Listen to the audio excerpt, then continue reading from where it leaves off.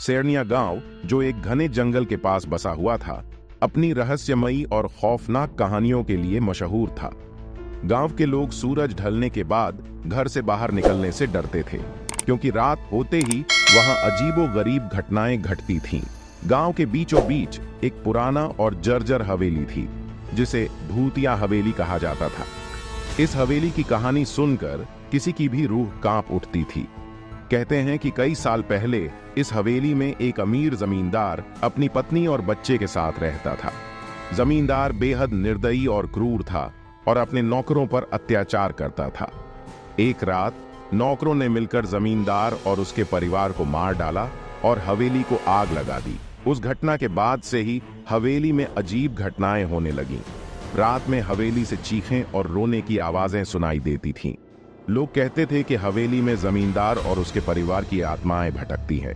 किसी ने कहा कि उसने हवेली की खिड़कियों से साए देखे हैं, तो किसी ने कहा कि उसने जमींदार की डरावनी हंसी सुनी है।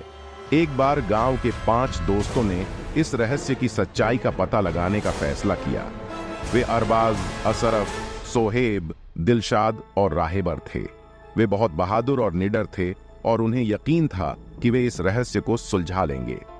एक रात चारों दोस्त एक टॉर्च और एक कैमरा लेकर हवेली की ओर निकल पड़े। जैसे ही वे हवेली में पहुंचे, उन्हें एक अजीब सी ठंड का एहसास हुआ। जैसे ही वे हवेली में दाखिल हुए, उन्होंने दीवारों पर खून के धब्बे और जलने के निशान देखे। वे धीरे धीरे अंदर जाने लगे। अचानक हवेली के दरवाजे अपने आप बंद हो गए और चारों दोस्त फंस गए। अरबाज ने अपनी टॉर्च जलाई और चारों ओर देखा। उसने एक पुराने शीशे में मकान मालिक का चेहरा देखा, जो हंस रहा था। उसी समय असरफ चिल्लाया। चारों दोस्त अब बहुत डर गए थे। उन्होंने किसी भी तरह वहां से निकलने की कोशिश की, लेकिन दरवाजे नहीं खुले।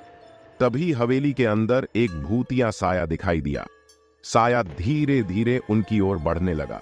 चारों दोस्तों ने एक दूसरे का हाथ पकड़ा और प्रार्थना करने लगे। अचानक हवेली के दरवाजे खुल गए और वे लोग बाहर भागने में सफल हो गए। गांव वापस आकर उन्होंने गांव वालों को अपनी आप बीती सुनाई। इसके बाद से कोई भी उस हवेली के पास जाने की हिम्मत नहीं करता। हवेली अब भी वहां खड़ी है और उसकी खौफनाक कहानी सेरनिया गांव के हर व्यक्ति की जुबान पर है।